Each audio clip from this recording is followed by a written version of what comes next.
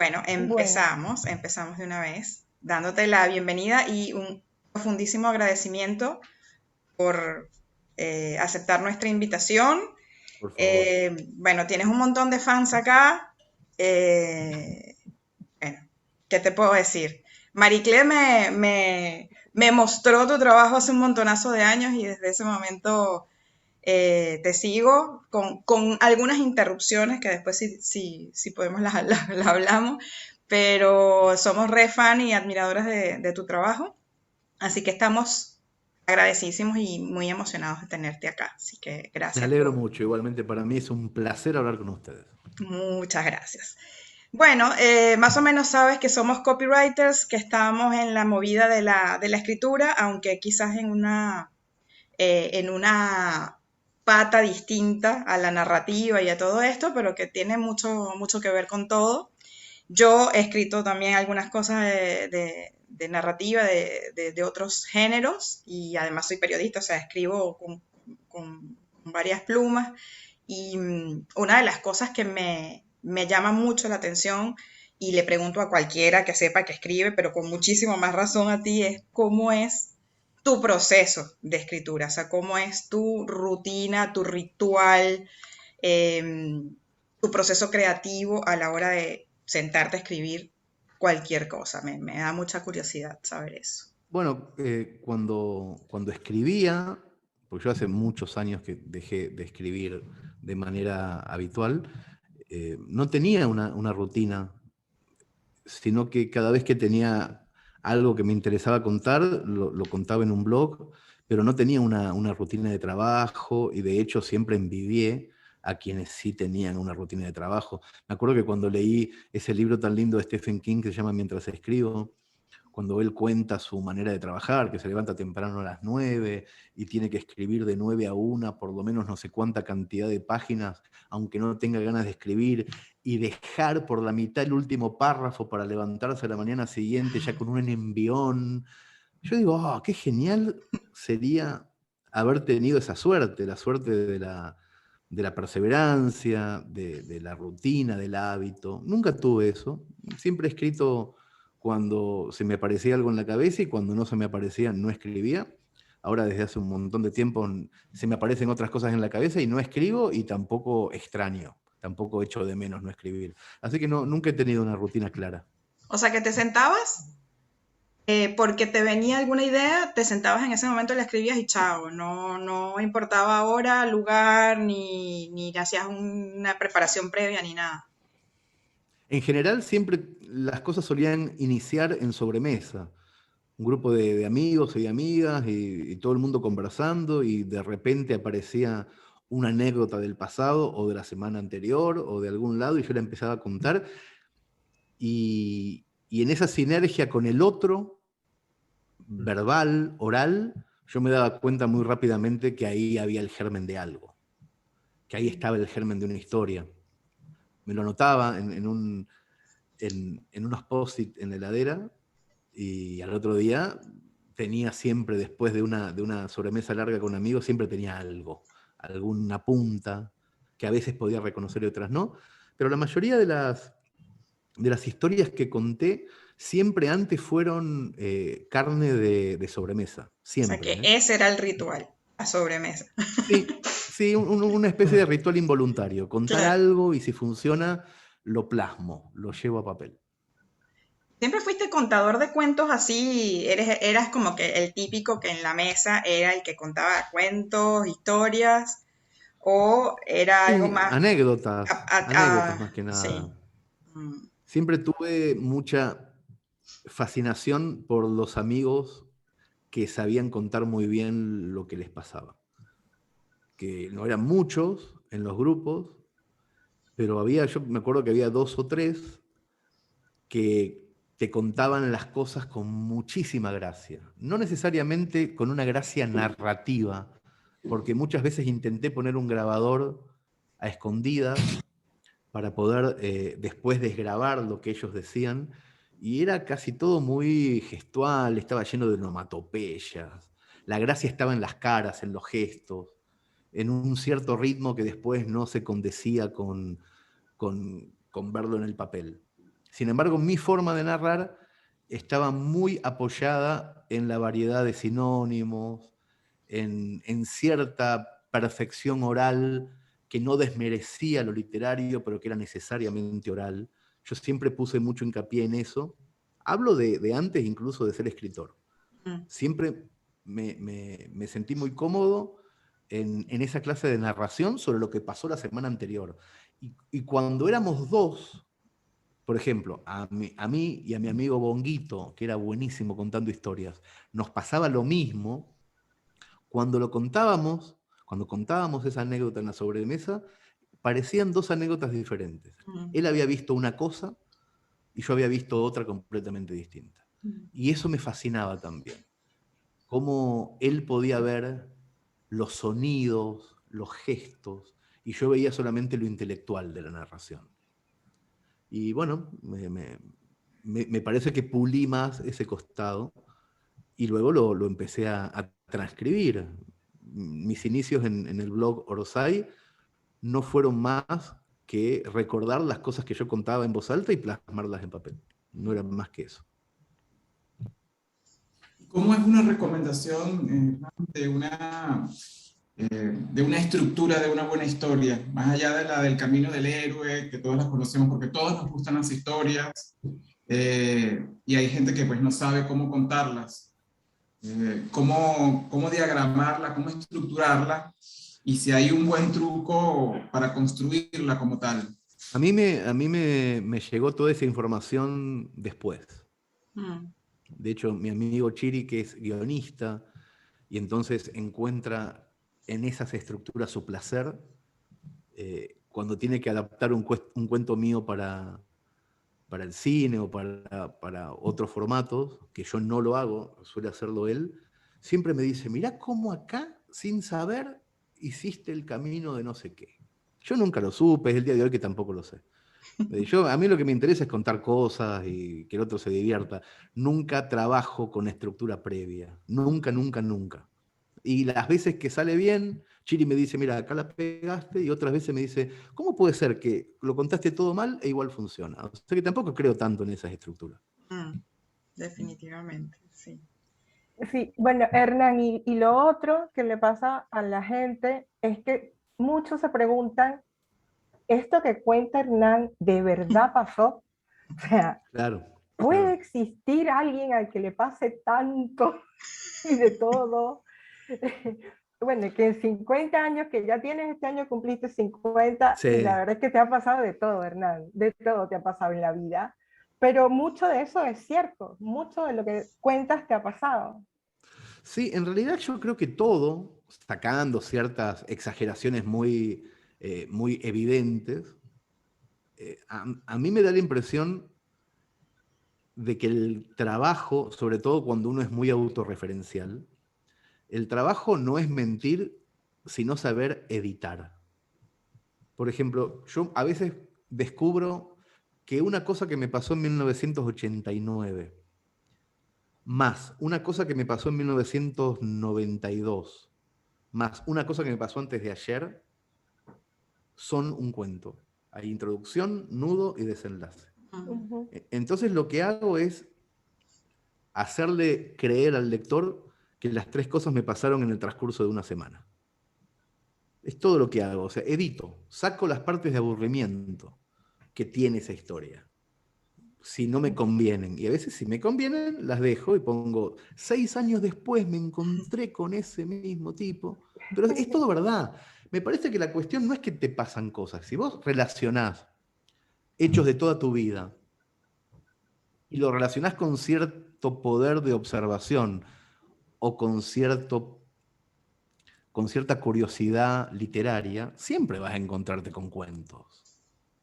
O sea, no podés no encontrarte con un cuento, porque uno es recurrente con sus amistades, con su familia, uno es incoherente con sus ideologías, entonces siempre te encontrás con un cuento propio. El tema es descubrir que en 1974, en 2007 y en 2012 pasaron tres cosas que si las juntás en un mismo párrafo son interesantes. El tema no es que la gente tenga o no tenga historias para contar. Lo que la gente no tiene es tiempo para buscar esas rimas. en esa la propia conexión, vida y esa o en la vida de otros. conexión, Claro, exacto. claro.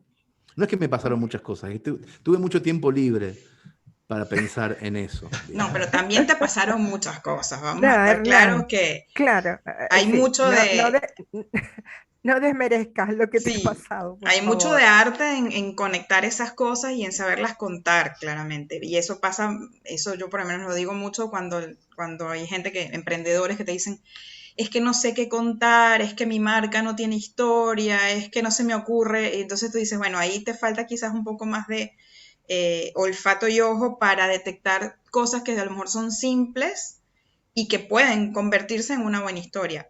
Pero al margen de eso, a ti te ha pasado cada cosa que la verdad es que es como que de anteojito, que tienes historias para tirar para el techo y todavía sigue sorprendiéndonos con más y más cosas. Así que es como que cuando se Sí, acaban las sí, historias de Hernán, nunca.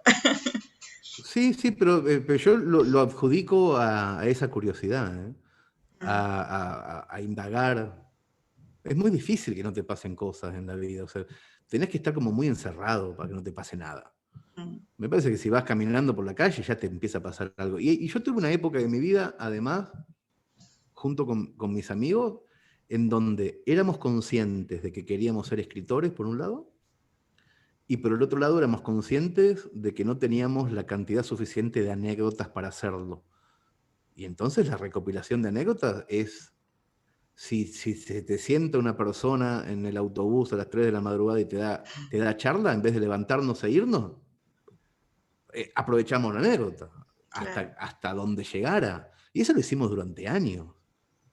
En vez de sacarle el cuerpo a la posibilidad de un riesgo, poníamos el cuerpo porque iba a ser una buena anécdota. Capaz que terminábamos con el ojo amortonado, pero la anécdota iba a estar, siempre. Bueno, si vas en busca, si le pones todo el tiempo el pecho a las cosas raras, y te las vas a encontrar, te las vas a encontrar. Entonces tiene que ver también con eso.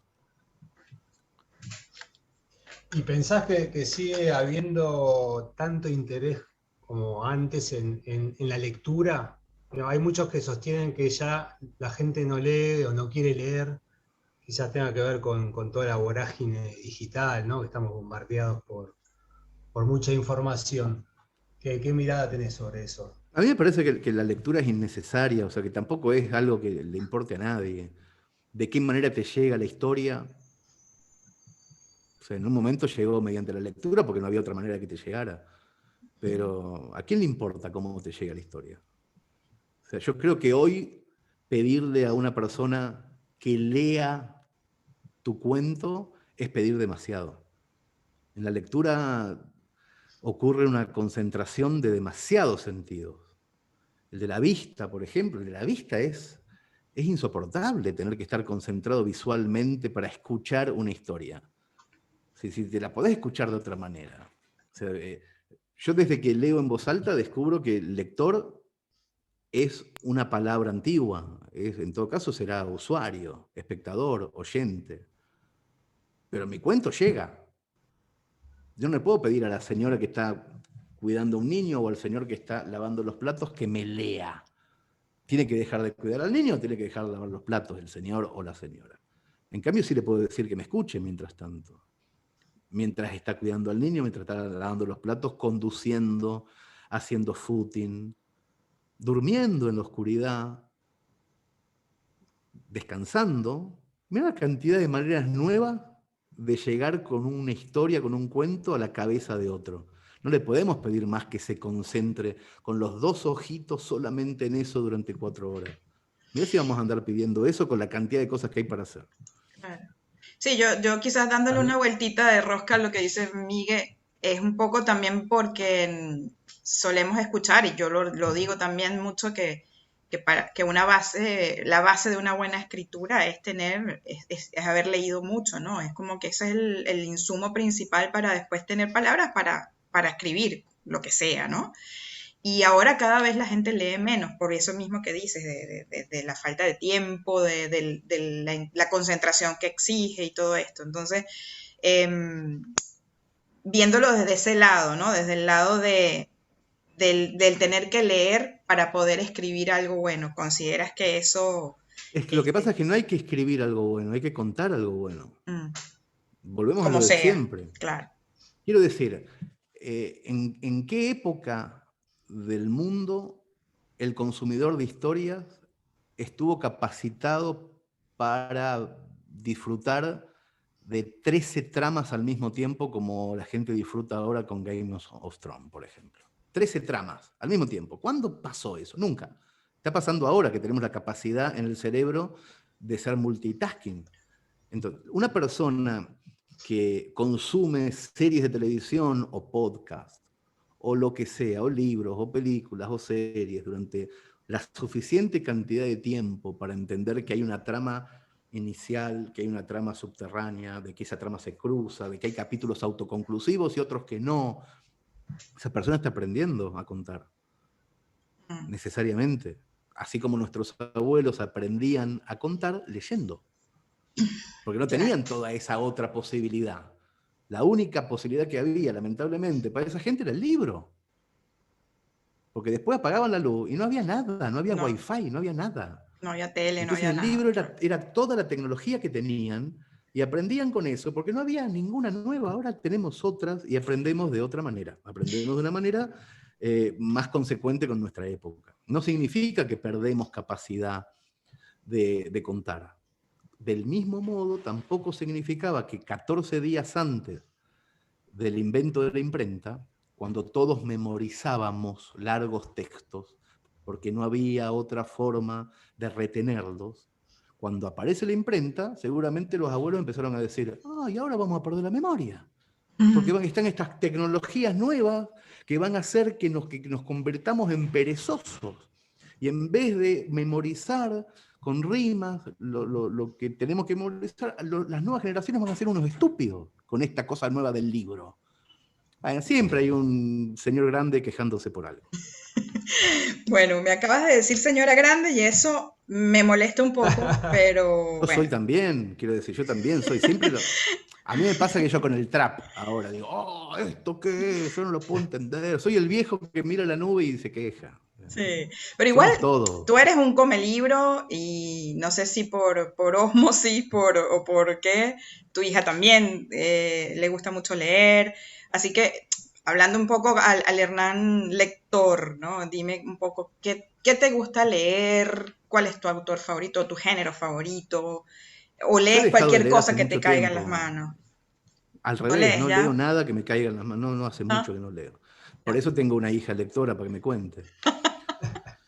Me cuenta todo lo que lee. Yo todo el tiempo le digo, y con mucha verdad, me da envidia que tenga todo ese tiempo y toda esa pasión de los Me encanta. 17 años, porque me hace acordar mucho a mí en Mm. eso. Y que empiece a clarear en la ventana y vos estás con el libro ahí y tuviste toda la noche. Me pone muy contento que en una época de tanta transición entre el papel y lo audiovisual, ella, pudiendo haberse perdido eso, no se lo haya perdido. Que haya llegado rajuneando la contemporaneidad a tener dentro de muchos años la nostalgia del olor a la celulosa y a la tinta, que la va a tener y qué bueno que la tenga. Pero ya mi hija de 4 o 5 años, yo sé que no va a tener esa nostalgia. Mm. La hija grande de casualidad llegó al último momento y Mm. agarró. Pero la nueva no, pero no significa que no va a tener amor por las historias, mi hija nueva. Va a Mm. tener un amor tremendo por las historias. Pero no será esa el formato. Yo creo que le respetamos demasiado los formatos. Hablamos demasiado de eso y muy poco de cómo se construye un cuento. Estamos todo el tiempo hablando de si es mejor el papel, el coso, lo otro, y no hablamos tanto de en qué momento hay que suspender la realidad, o sea, como lo que decía Hitchcock. En qué momento escondemos la bomba, cuando se lo decimos al lector, pero que no lo sabe el protagonista. Eso es lo interesante. No importa si se llama libro, película, cortometraje, podcast, mentira contada en una sobremesa, no importa. Hablemos de eso y mucho menos de lo otro. Lo otro va a cambiar siempre, siempre va a cambiar. Siempre va a haber un ojo distinto, un oído diferente, escuchando a la misma gente contando mentiras. ¿Cómo se construyen esas mentiras? Me parece que es lo más interesante. Mi hija grande no es que le gustan los libros, le gustan las mentiras. Y a la chiquita también. Yo lo que les enseñé es que les gusten las mentiras. Cada cual las consumirá en el formato que quiera. Excelente. Nani, hablando un poco de todos estos proyectos que has realizado, se fueron dando orgánicamente, han estado pensados. Te lo pregunto porque, bueno, tenés un blog que se convirtió en los mayores éxitos del teatro argentino, tienes cuentos que se convirtieron en libros, en novelas, tienes el streaming, tienes el podcast, tienes películas. ¿Cómo ha sido todo el desarrollo de esos proyectos? Y entiendo que claramente no se desarrollaron consecutivamente, pero ¿cómo se fueron gestando? Con mucha curiosidad de usuario, más que nada. Yo me acuerdo que abrí un blog a principios de este siglo con curiosidad de usuario. Y después, la primera vez que hice un podcast fue con curiosidad de usuario. Digo, ¡ay, mira qué lindo esto! ¿Cómo me está gustando esto como usuario? A ver si puedo hacer algo como generador de contenido.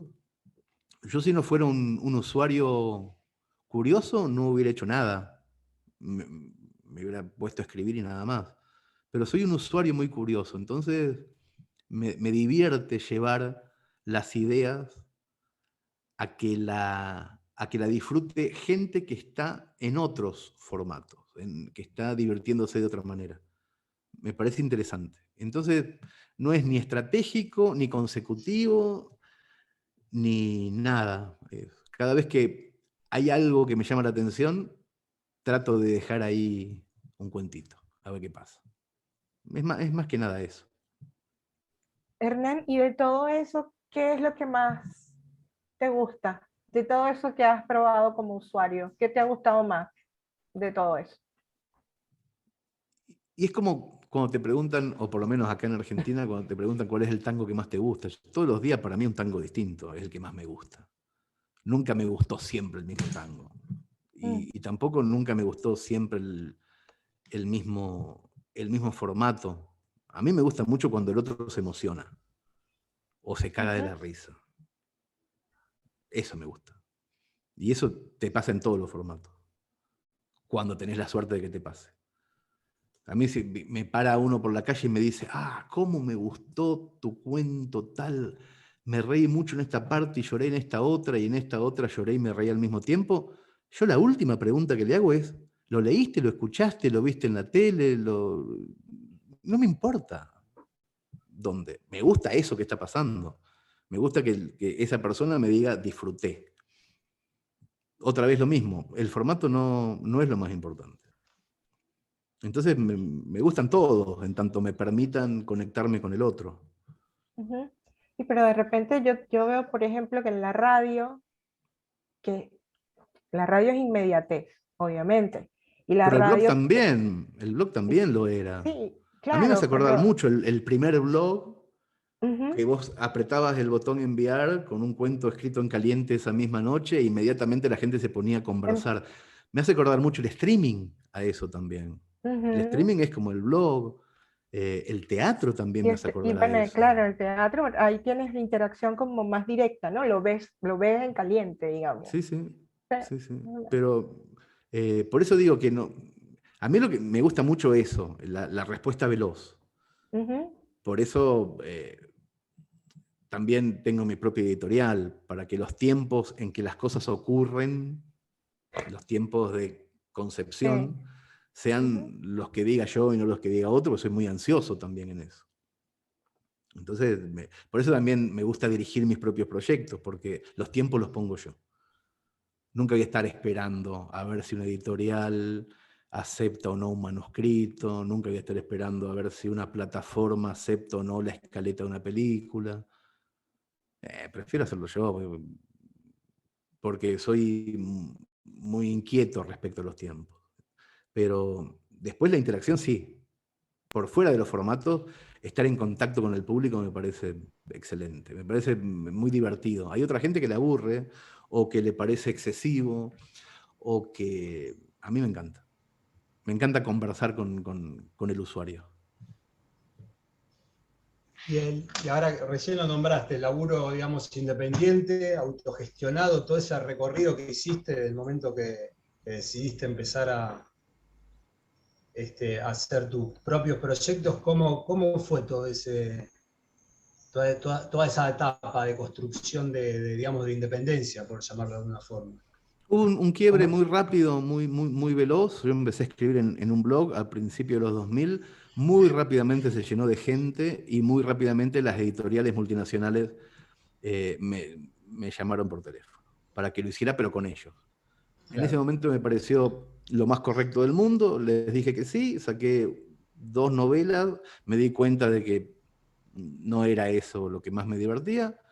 Los saqué cagando en mi vida y lo seguí haciendo yo. O sea, me di cuenta cómo se hacía y lo seguía haciendo yo. Me parece que fue muy necesario haber pasado por ahí, por esas editoriales multinacionales y por esos medios de comunicación tan masivos, porque si yo no hubiera pasado por ahí, esos 2 añitos que estuve, hoy no sabría si ser autogestivo es una decisión o una limitación. El hecho de haberme ido por propia voluntad de esos lugares me asegura de que esto que hago es una elección. Por eso siempre le digo a todo el mundo, si no, pasen por ahí. Y después váyanse a la mierda de ahí. Y sean autogestivos. Pero no sean autogestivos desde el principio, porque puede ser una excusa de falta de talento también. O sea que tú recomiendas, digamos, hay que tener algo, tú tuviste mucho y muy grande, que por decirlo bonito te voy a decir agallas, para dar ese giro, teniendo una familia que mantener, con unos, o sea, garantizar unos ingresos, etcétera. Fuiste bastante valiente en decir, no a todo, me lanzo solo y sobre todo en una época en donde el emprendedurismo no era lo que es hoy, ¿no? Y no había tampoco tantos recursos. A día de hoy, ¿lo recomiendas entonces como al emprendedor o aquel que está queriendo emprender la suya y todavía tiene quizás una pata en algo de un tercero? Dices que se mande, entonces, ¿no? A mí me parece que lo primero es hacer las cosas de manera tradicional para aprender uno mismo en su propio cuerpo qué es lo que está mal de eso. O sea, me parece que no está bueno escuchar a otro. No está bueno escucharme a mí decir, a mí me fue mal en estas editoriales, entonces háganlo de otra manera. No, vayan a las editoriales, hagan lo de siempre. Dense cuenta solos qué es lo que pasa ahí, porque es la única manera después de salir para otro lado. Y ese otro lado está íntimamente ligado a la creación de comunidad. Tampoco recomendaría a nadie que emprenda sin antes poner toda su energía en la creación de una comunidad. Porque sin comunidad es lo mismo que nada. Yo prefiero tener un jefe antes que no tener comunidad. Porque si vos sos vos sin comunidad, no sos nada tampoco. Entonces hay una energía que poner ahí. Más allá de eso, yo prefiero no dar ningún consejo porque no me parece adecuado aconsejar, porque por cada persona hay un camino distinto. Y de todos esos negocios que tienes y los productos que tienes a la venta, Hernán, me genera mucha curiosidad si tienes alguna estrategia de contenido, un equipo que te acompañe en todo este proceso y cómo los vas estipulando también a cada uno de estos productos que tienes a la venta y que también realizas dentro del podcast y el streaming, cómo haces también la generación de contenido para ellos. Sí, es un trabajo muy paulatino que empecé haciendo solo y después me di cuenta que hay, para mantener una conversación personalizada con los usuarios, yo creo que cada 12.000 personas tenés que contratar a una. Esa es por lo menos mi experiencia. Yo cuando veo que mi audiencia crece en 12.000, tengo que poner a alguien más a trabajar. Es tan simple como eso. Para mantenerlo personalizado. También tenés la posibilidad de no poner a nadie más y cuando tenés 1 millón de personas en tu audiencia, mandar mails y te olvidás de hablar mano a mano con todos. Yo prefiero formar gente y cada vez que hay 12.000 más, que podamos conversar de forma personalizada con todos. Pero vuelvo a lo mismo. es mi sistema, no sé si funciona. Tenés que tener muchas ¿Quién te ganas de charlar. acompaña ahora, en este momento? ¿Quién te acompaña en toda esa estrategia? Y depende de qué rubro, tenemos una tienda física donde trabajan 4 personas más un gerente. En la parte de espectáculos en vivo hay productores, en la parte editorial y gráfica hay dirección de arte, no sé, hay un montón de gente dependiendo de qué. Mucha. Y Chiri está en todo, No, solamente en lo editorial. en lo editorial. Te Y voy a ahora, preguntar, ahora él hace los guiones junto conmigo de las cosas que estamos emprendiendo en lo audiovisual, pero Chiri y su mujer, y María Margarita, siempre fueron la directora de arte y el jefe de redacción de la revista Orsay. sí, sí, lo sé, pues lo conozco a Chiri, lo vi en el bar más de una vez. Mira, Hernán, te iba a preguntar, por todos esos canales digitales, te veo, tienes tu cuenta de Instagram, que es donde sales con Nina, está el canal de YouTube, tienes un montonazo de seguidores en Spotify, y bueno, ya nos aclaraste que tienes gente ahí detrás, pero lo importante para ti, por lo que entendí, es que se sienta que estás ahí, o sea, que el trato No que se sienta, es que personalizado. estoy ahí Exacto, para poder estar ahí, estás ahí, tengo eso, que dejar de eso, hacer ciertas cosas que no claro, son justamente dejar de conversar. claro, eso, Yo me eso, di cuenta que hay un momento en donde si vos querés seguir conversando con las personas, seguir sabiendo el nombre y el apellido de cada uno, y hay cosas que ya no podés hacer, por ejemplo, generar las tipografías, que es algo que me encanta, las tipografías de los libros, bueno, pongo a alguien. O sea, yo para seguir conversando con la gente tuve que empezar a aprender a delegar otras cosas.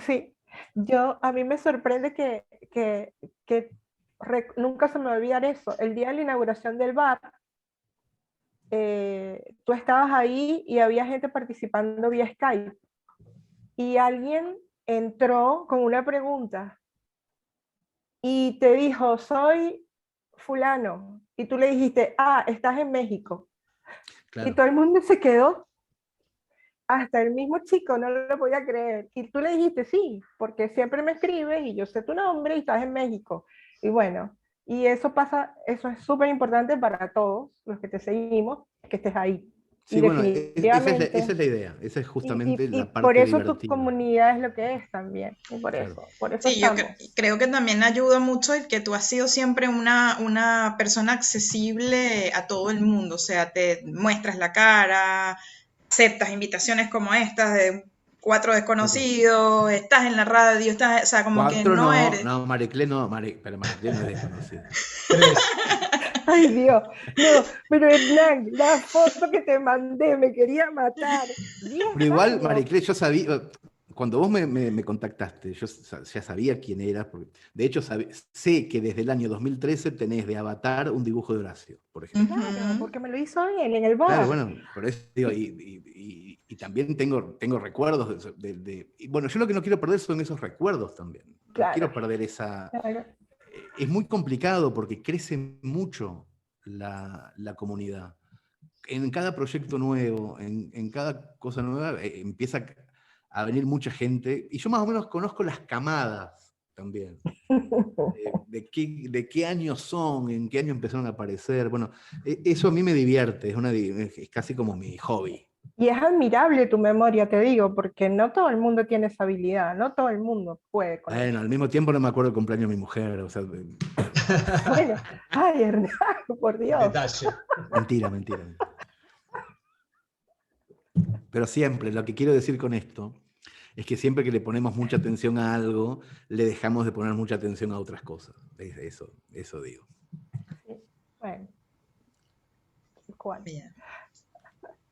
Yo te Bueno. quería hacer una pregunta, te traigo para nuestro terreno de vuelta del copy y de vuelta sobre tu faceta de escritor. Leyendo algunos de tus cuentos, y en particular los títulos, nosotros trabajamos haciendo mucho énfasis en los títulos, en el titular, en eso que anuncia, digamos, en lo primero que se lee, digamos. Y bueno, siempre tratamos de generar algún tipo de impacto, de interés, ¿no? De misterio, hasta de rechazo podría ser también. O algunos trabajan en ese sentido. Nada, leyendo algunos cuentos tuyos y haciendo un poco de hincapié en eso, te quería preguntar si había algo algo de eso cuando te sentabas a pensar un título en particular de... Me vas a decir que no, seguramente, pero No, no no, importa, sí, te lo sí, quería preguntar igual. pero en los 10 segundos Eso, sí. que le das entidad a ese momento, claro que lo pienso. Sí, pero Ujú. en ese rato, no es que tampoco detengo la salida de una historia porque no se me ocurre un título. A veces se me Ujú. ocurre un título, a veces no se me ocurre un título y la historia va a salir igual. O sea, después de muchos años, me parece que ya automáticamente tu cabeza empieza a decidir o a relacionar cuáles son los títulos que mejor funcionaron y cuáles no. Entonces tenés como una especie de estadística tácita que te hace elegir Ujú. de determinada manera. Nunca le presté mucha atención, ¿eh? Nunca. Pero sí, lo pienso un poco. A Buenísimo. nosotros eso es un rompedero de cabeza generalmente, por eso insistimos en hacerte ese tipo de preguntas a ver si nos tiras una idea Pero para... lo que pasa es que en el momento en que yo pensaba un título, no había la cantidad de sobreinformación que hay ahora. Mm, Entonces no le prestaba tanta atención. Y una vez que hubo una enorme cantidad de sobreinformación, yo ya tenía una comunidad armada. Me parece que se da yo no sabría cómo hacer hoy si no tuviera comunidad. claro. Seguramente tendría que estar 10 horas pensando en un título. A ver si entre la maraña de palabras que todo el mundo recibe por segundo, mi frase hace punta. Pasa que hoy yo no tengo ese problema, nunca lo tuve. Cuando pensaba en un título no era necesario y ahora no es necesario tampoco porque hay una comunidad lo suficientemente grande que replica rápidamente cualquier título. Claro, grande y Entonces ya fiel. está. No. Sí, muy fiel, muy fervorosa sobre todo. Ujú. Muy fervorosa y además una comunidad que en cada individuo ya tiene de por sí muchos seguidores también. No son comunidades de personas que nadie sigue. Generalmente la comunidad Orsay tiene un montón de periodistas, un montón de diseñadores, un montón de gente que ya tiene su propia comunidad. Entonces, cuando te replican a su grupo que ya es numeroso.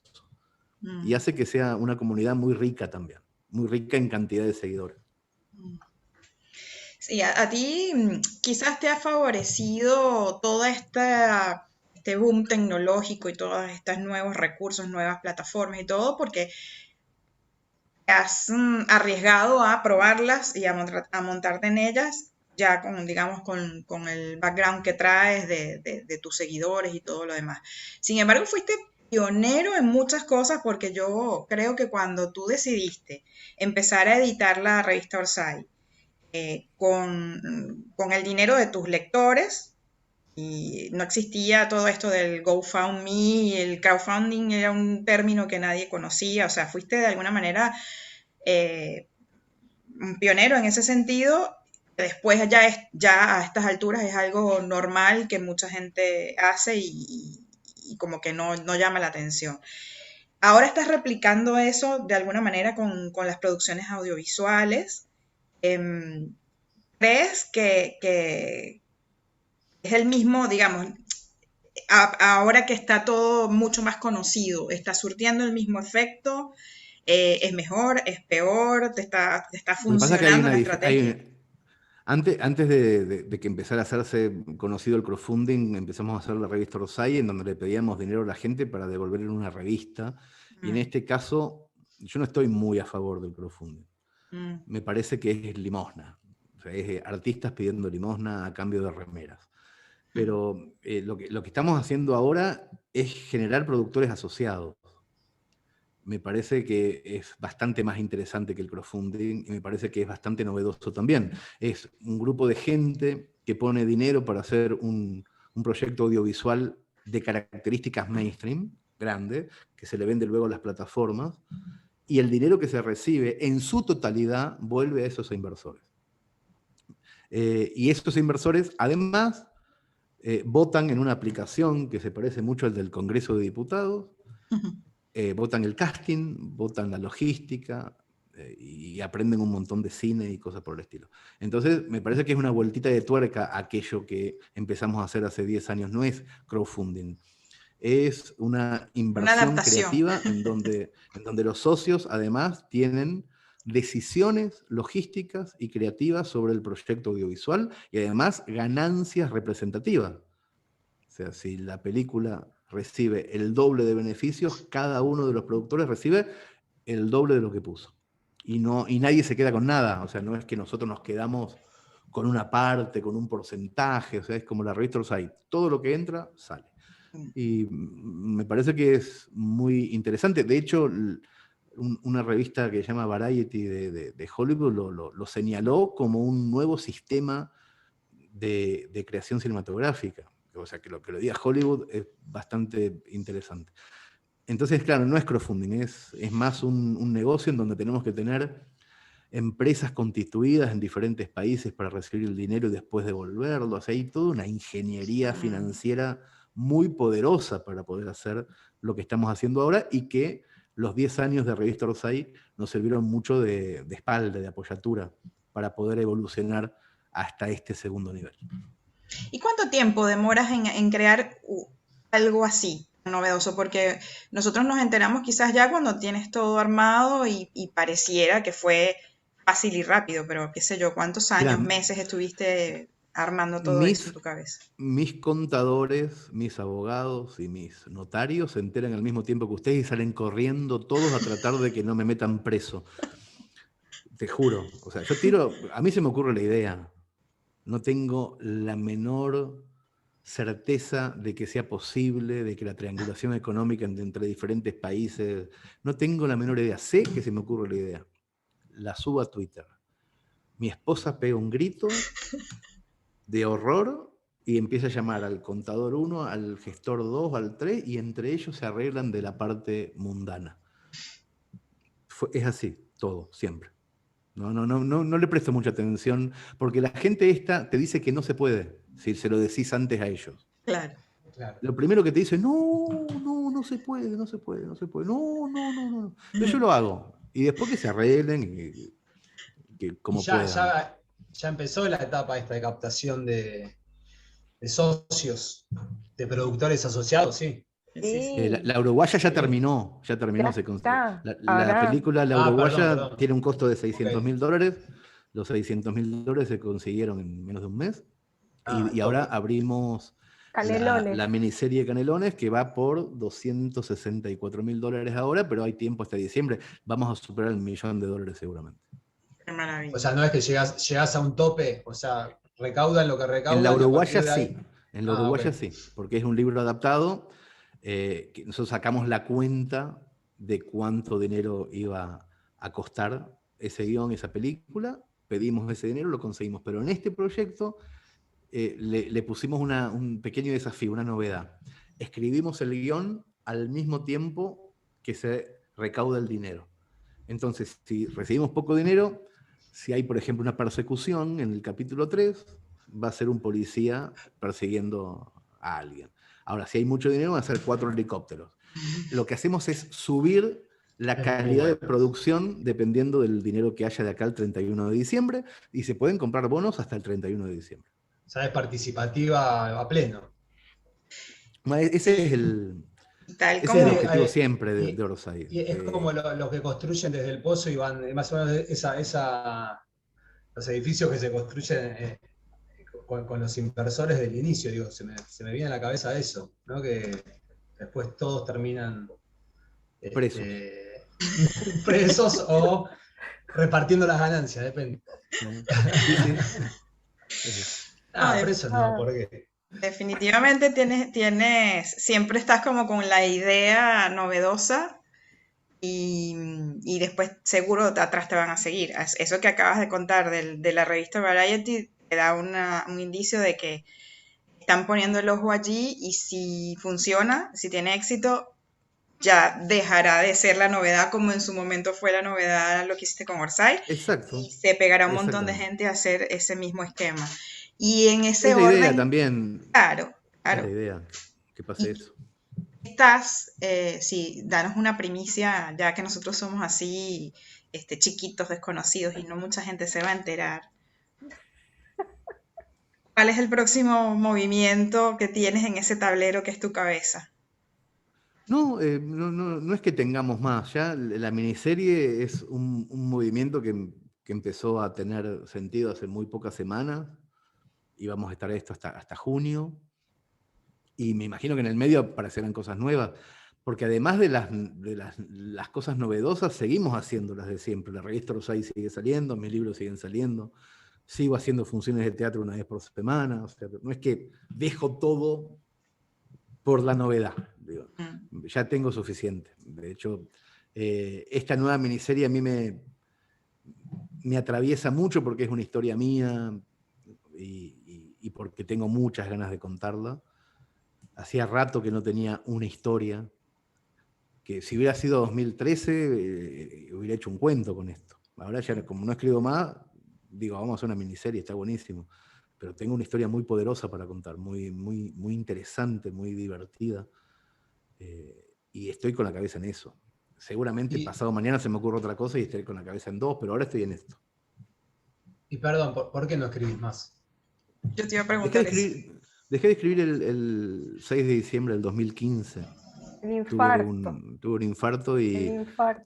tuve que dejar de fumar ese mismo día, y desde el día que dejé de fumar dejé de escribir. Así. ¿Pero por una decisión o porque sientes que No, perdiste la inspiración o qué? O sea, ¿qué en ese pasó ahí? momento, ahora no, ahora ya pasó, pero en ese momento puntual yo escribía un cuento semanal en el diario El Mundo de España. Todos los domingos salía un cuento mío nuevo que yo entregaba los miércoles.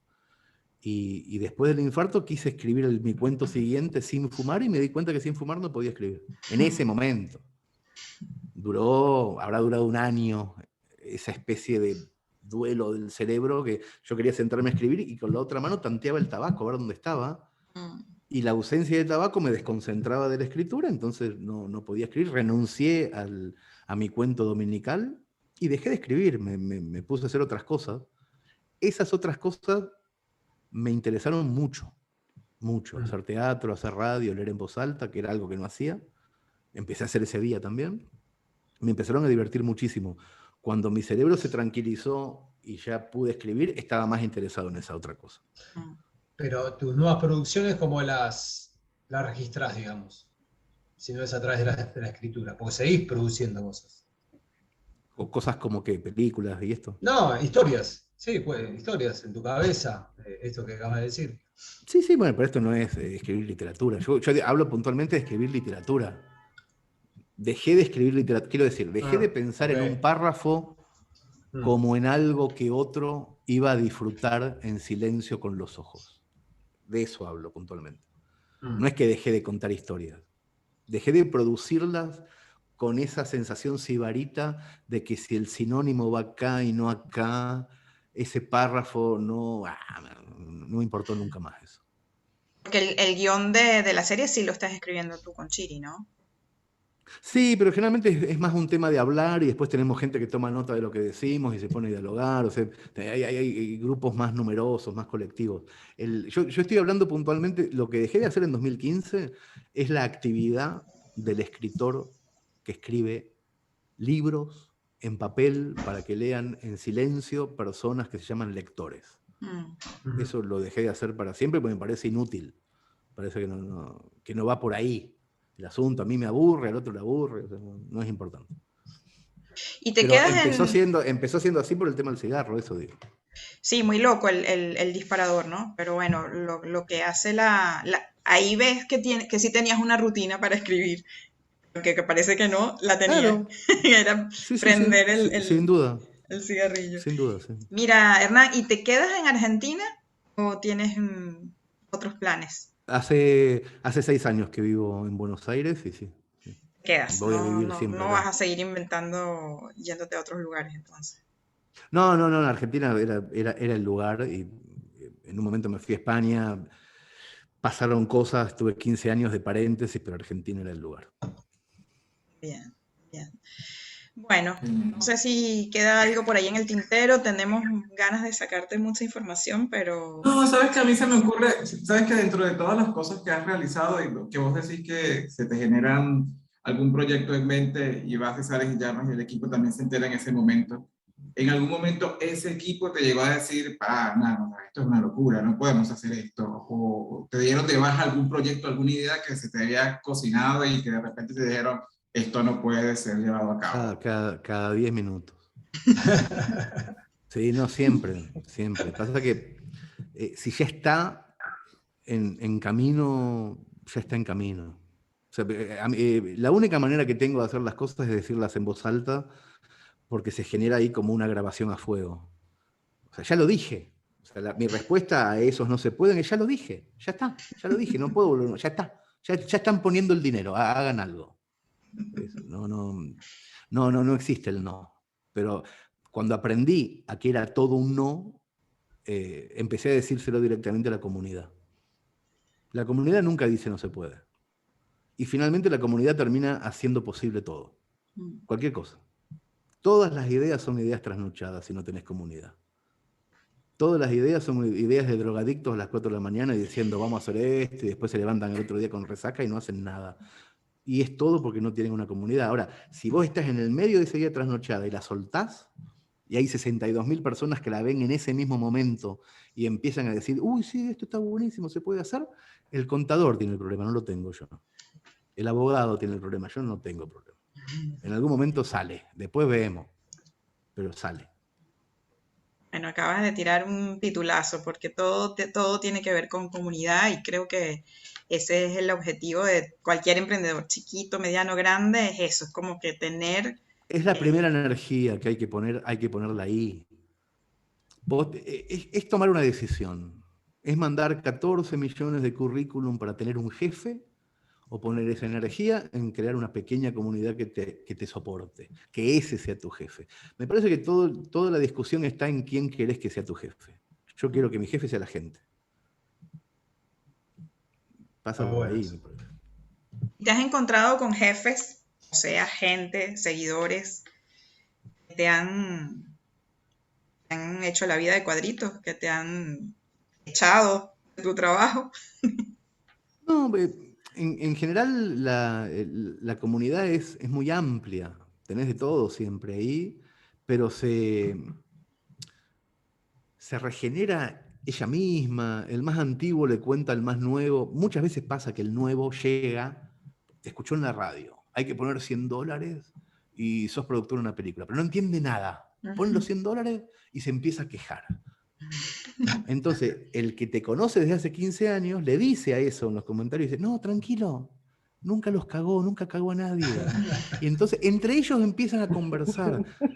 Bueno. Ya no tenés que estar vos diciendo, no, mirá, che, pasa eso todo el tiempo, pero hay gente que hace muchos años que está en la comunidad y que es la que termina voluntariamente calmando al que llega, al ansioso, al desconfiado, al que no sabe dónde se aprieta el botón. Hay un montón de gente que le explica, que los calma, y eso está buenísimo. Eso es comunidad. Comunidad es que tenés un montón de amigos viejos que abren la puerta de tu casa para recibir a los nuevos, y es tu casa, pero hay otro abriendo la puerta, y vos confías en toda esa gente.